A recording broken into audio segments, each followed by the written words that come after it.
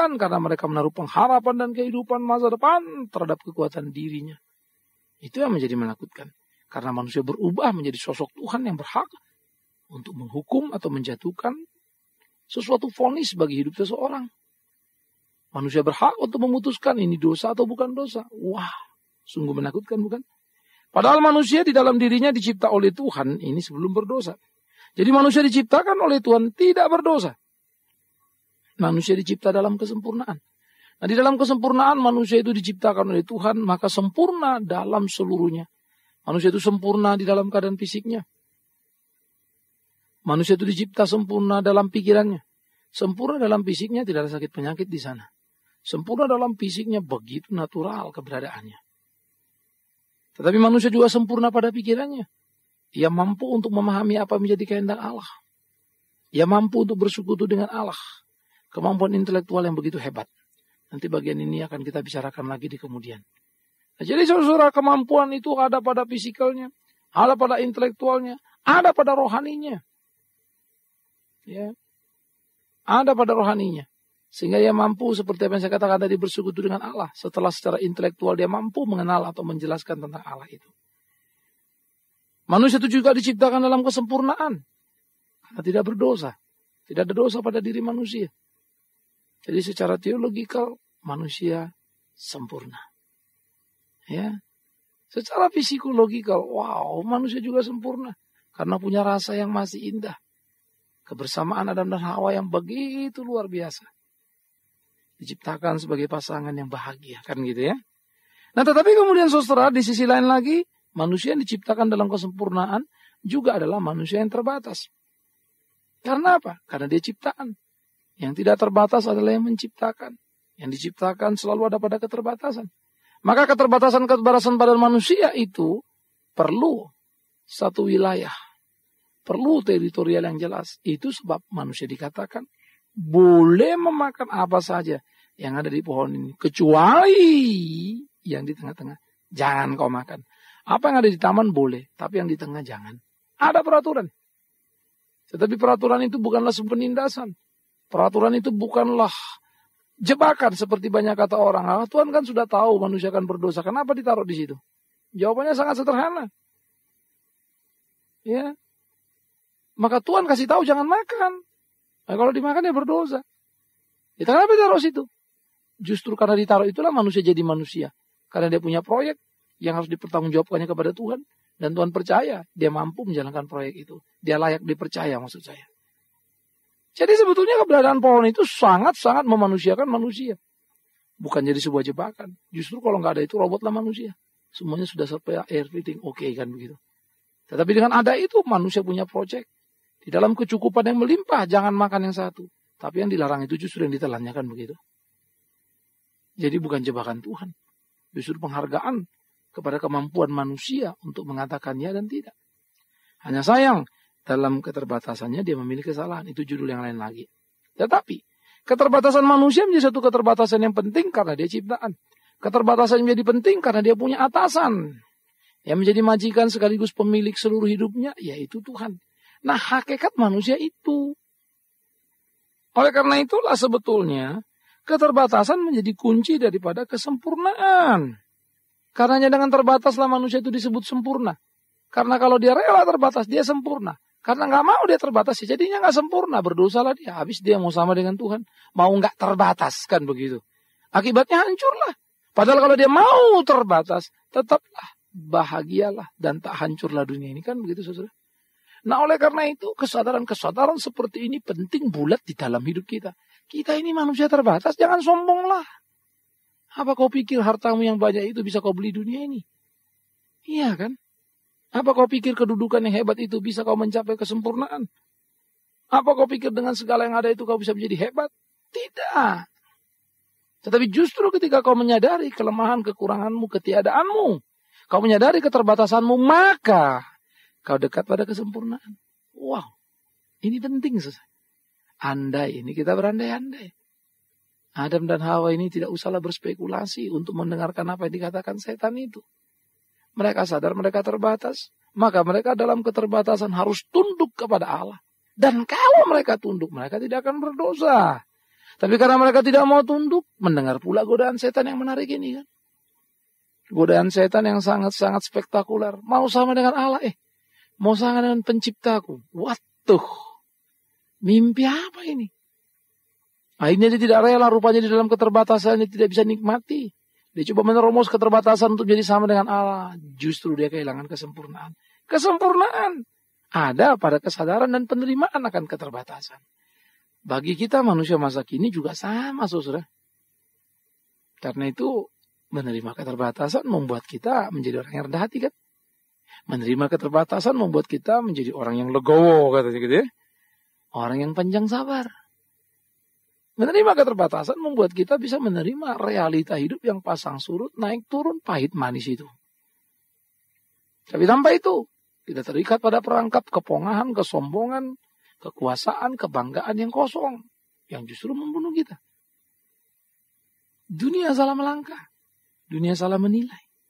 Karena itu, biarlah masing-masing kita menikmati keterbatasan yang Tuhan berikan pada kita. Kemudian yang kedua, keterbatasan adalah merupakan kunci daripada kebahagiaan. Karena dengan keterbatasanlah sebetulnya ada kebahagiaan. Kita bisa menikmati sesuatu. Karena terbatas kita tidak tahu apa yang terjadi besok kan. Karena terbatas kita tidak mengerti sesudah ini apa.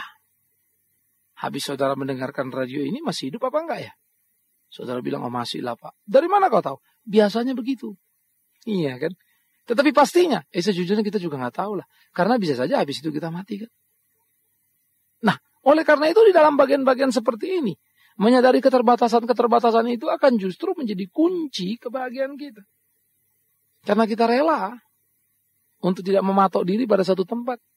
Kita rela menerima keterbatasan akan masa depan. Sehingga masa depan memberikan keindahan bagi kita. Bukankah hidup ini menjadi indah karena kita nggak tahu apa yang terjadi besok kan? Maka kita bisa ketawa. Padahal besok bisa babak belur loh kita. Besok mau dipukulin orang, besok mau ditangkap, besok mau dianiaya. Hari ini gembira dia. Ketawa dia. Kenapa? Karena dia nggak tahu besok apa yang terjadi. Andai kata dia tahu, besok mau dikebukin, hari ini udah nangis dia. Mestinya besok mati, hari ini mungkin dia sudah mati, saudara. Iya kan? Oleh karena itu nikmatilah. Karena itu bodoh sekali sebetulnya. Saudara pergi ke peramal, saudara pergi ke paranormal yang tak normal-normal kan begitu kan? Menyodorkan tangan, menyodorkan jidat untuk diramal. Mau apa kau? Mau kemana? Mau tahu masa depan? Kagetlah kau. Kalaupun saudara tahu masa depan adalah kemenangan, kesuksesan, kekayaan. Begitu nyampe, tidak bahagia. Udah tahu. Sebaliknya, kalau dia kepahitan, kedukaan, belum nyampe. Udah stres duluan kita. Bisa-bisa mati kita sebelum sakitnya datang. Kan begitu. Oleh karena itu sebetulnya, menyadari dan menerima keterbatasan justru menjadi kunci kebahagiaan. Karena itu enjoy lah hidupmu saudaraku. Ya. Nikmati. Kenapa aku sakit? Kenapa aku punya problem? Kenapa aku nangis? Kenapa aku punya masalah? Saudara-saudara, nanti dulu. Jangan berkeluh kesah. Di dalam keterbatasanmu ada kunci kebahagiaan. Yaitu dengan menerima apa yang terjadi. Asal kau dalam ketetapan Tuhan kan begitu. Sehingga dengan demikian ada sesuatu yang indah yang terjadi. Yang bisa kita nikmati menjadi sebuah kebahagiaan. Anda tidak akan pernah tahu nikmatnya kesembuhan tanpa sakit. Anda tidak tahu nikmatnya uang kalau tak punya uang. Anda tak akan pernah tahu. Ya, nikmatnya nasi sepiring kalau tak pernah lapar. Segelas air kalau tak pernah haus. Tapi Anda akan tahu kalau Anda mengalami semuanya. Itu loh. Jadi karena itu dan sekali lagi karena itu terimalah. Lalu mungkin Anda tanya, apa betul kalau aku sakit pasti sembuh? Apa betul kalau aku susah pasti senang? Apa betul kalau aku miskin pasti kaya? Tidak juga. Nah, kalau kita memang kubahagiakan, mana dapatku? Disitulah kau bisa merasakan sentuhan Tuhan di dalam persoalanmu. Ketika sakit kau tersentuh oleh dia, dijamah oleh dia, kau mengalami kebahagiaan yang tidak pernah kau alami seumur hidupmu. Justru dalam sakit seringkali persekutuan dengan Tuhan menjadi manis. Dalam kemiskinan, dalam kepahitan, kebersamaan dengan Tuhan menjadi sangat indah. Karena itu, keterbatasan menjadi kunci kebahagiaan di dalam aplikasi kehidupan kita. Kepahitan, kegetiran yang kita alami. Sebetulnya, Keterbatasan menjadi kunci kebahagiaan bagi Adam dan Hawa sebelum jatuh di dalam dosa.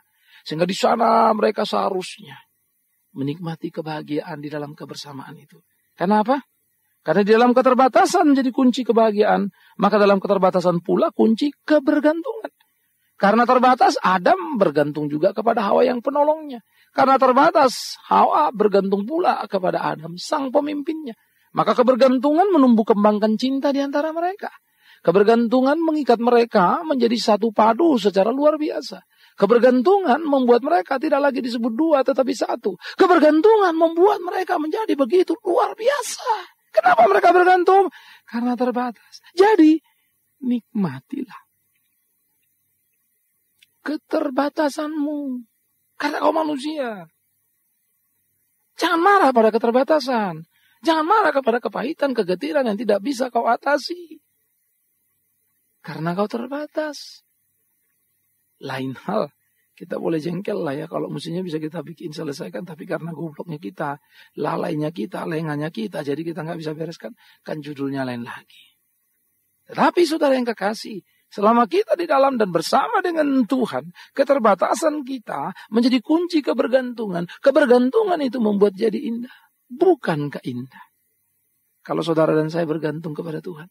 Tapi ngapain kita bergantung sama Tuhan? Jawabnya cuma satu. Karena Dia pencipta kita, kita ciptaannya. Sebagai ciptaan kita terbatas, maka pada tempatnya lah kita mengadu kepada Dia, berdoa kepadanya, memohon kepadanya. Bukankah begitu, saudara?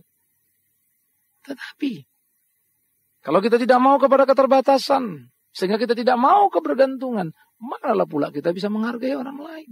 Suami tak lagi menghargai istri, istri tak lagi menghargai suami, orang tua tak lagi menghargai anak-anak, tak lagi bisa hormat pada orang tuanya. Maka yang terjadi justru kekacauan, kegaduhan yang luar biasa. Karena masing-masing merasa mampu pada dirinya.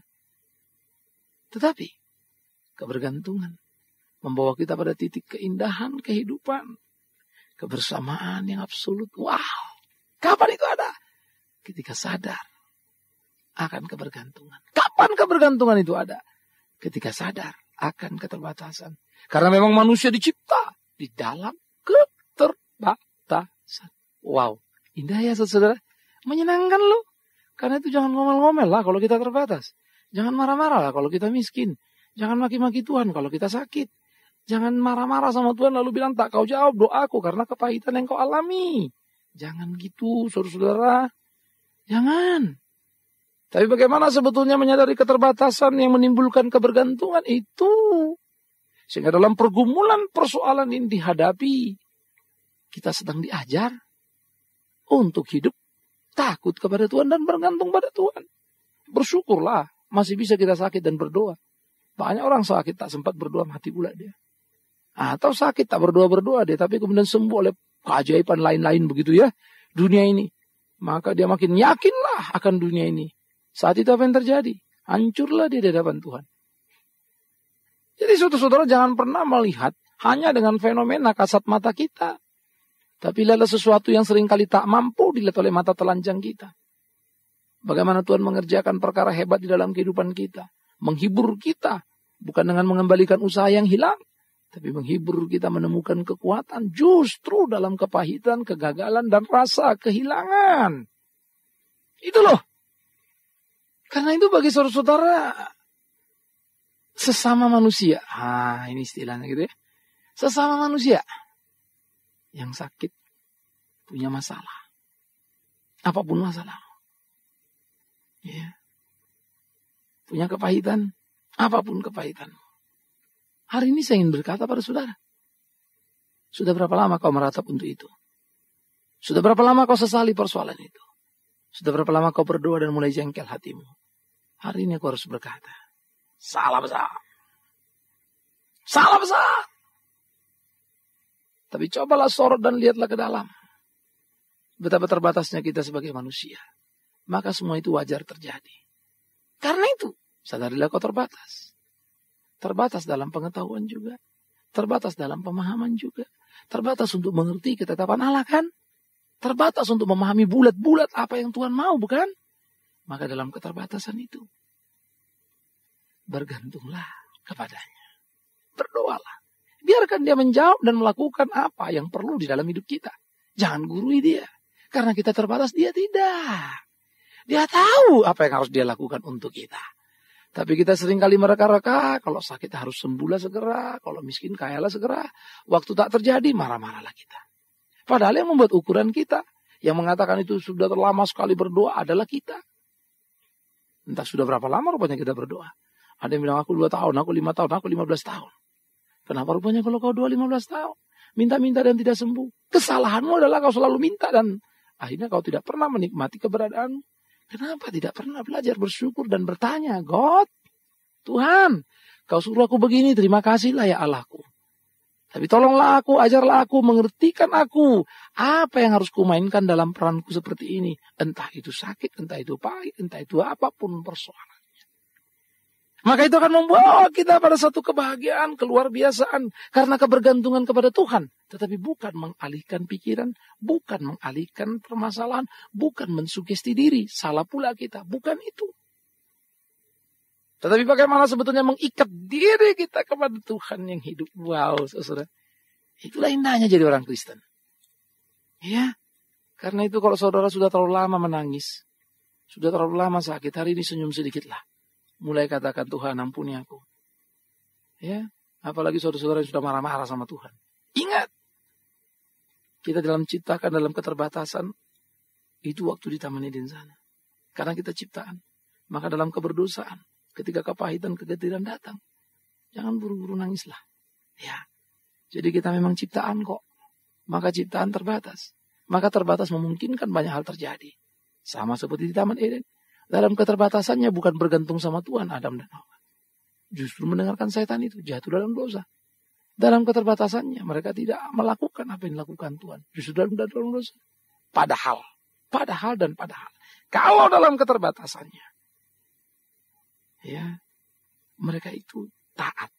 Sempurnalah dia. Kalau dalam keterbatasannya. Mereka itu menaruh harapnya kepada Tuhan saja. Bahagialah mereka. Kalau saja dalam keterbatasannya, mereka punya cinta kasih yang utuh. Sehingga mereka saling bergantung. Satu dengan lain di dalam kemanusiaannya. Dan manusia kepada Tuhannya. Wow! Betapa luar biasanya hidup itu. Problem yang sama terjadi dalam hidup kita. Ketidaksadaran akan keterbatasan. Membuat kita tak rela bergantung. Satu dengan yang lain. Dan kita dengan Tuhan. Karena tidak mau menyadari keterbatasan. Akhirnya kita jauh dari kebahagiaan. Karena tak menyadari keterbatasan. Kita pun kehilangan kesempurnaan, bukan? Karena itu. Bukankah jalan paling indah dan satu-satunya adalah kembali. Kepada kesadaran keterbatasan kita. Kita bukan Tuhan. Kita punya Tuhan. Tapi Tuhan lebih dari kita karena kita terbatas. Jadi jangan ajarin Tuhan untuk apa yang harus dilakukannya. Ketika dia mengizinkan sesuatu terjadi. Dalam keterbatasan kita, kita tidak bisa mengerti. Tapi, kita percaya. Ia sedang mendandani satu kehidupan yang indah buat hidup kita. Sehingga di kemudian hari, 1, 10, atau mungkin berapa puluh tahun kemudian, belasan tahun kemudian. Baru kita sadar. Tuhan, terima kasih. Itulah hidup saudara. Karena hidup kita adalah misteri. Misteri kenapa? Karena keterbatasan. Tetapi, sekali lagi, di dalam Tuhan justru keterbatasan sangat dibutuhkan. Supaya tetap menempatkan kita sebagai ciptaannya. Dan kita menyadari itu. Bukan lari dari prinsip atau hakikat itu. Karena itu, senyumlah. Senyumlah, dan sekali lagi senyumlah. Malu-malu kucing pun gak apa-apa lah ya. Tapi mari kita damai sama Tuhan. Mari kita kembali kepada Dia. Dalam segala keterbatasan kita. Karena kita dicipta sebagai ciptaan. Karena itu nikmati dan sadarilah keterbatasan. Bergantung pada Tuhan. Berharap kepada Tuhan. Taat kepada kehendak Tuhan. Rubah sungut-sungut dan kemarahanmu. Dengan pujian dan syukurmu. Apa yang terjadi tak perlu mengajari Tuhan. Tapi dia tahu apa yang harus dilakukan. Karena Allah kita tidak terbatas. Kita lah yang terbatas. Amin. Kita berdoa. Kami bersyukur, kami berterima kasih ya Tuhan. Cinta kasih-Mu ajaib dalam hidup kami. Tuhan yang sudah mempersekutukan kami di dalam hidup ini. Sehingga kami saling bergantung satu dengan yang lain. Mampukan kami melakukan itu dalam kasih dan pengharapan yang utuh pada Allah. Karena kami berdoa bagi setiap saudara-saudara kami yang mungkin sudah terlalu lama terjebak pada perangkap ketidakpuasan. Karena hal-hal yang mereka alami. Sakit penyakit kah? Problema kehidupan kah? Kepahitan kah? Atau masalah lain? Karena tak pernah menyadari keterbatasan. Banyak saudara yang terjebak dalam kekecewaan. Tuhan, tolong mereka. Hari ini baru di dalam nama Yesus Kristus. Biar Tuhan sendiri mengangkat mereka dari pergumulan persoalan yang ada. Untuk mereka bisa menatap bahwa banyak hal yang Tuhan bisa kerjakan lewat persoalan yang ada. Supaya nama Tuhan dipermuliakan di dalamnya. Biar masing-masing menyadari keterbatasannya. Menerima apa yang terjadi di dalam takut akan Tuhan. Maka biarlah Tuhan yang membereskan baginya. Terima kasih kepada Allah yang hidup. Allah yang tak pernah salah merawat kami. Allah yang tak pernah salah menuntun, membimbing, memelihara kami. Tapi kami yang sering salah jalan untuk merespon kasih-Mu, merespon pimpinan-Mu. Karena itu Tuhan kuatkan kami, ampuni dosa kami. Di dalam nama Yesus Kristus Tuhan kami berdoa.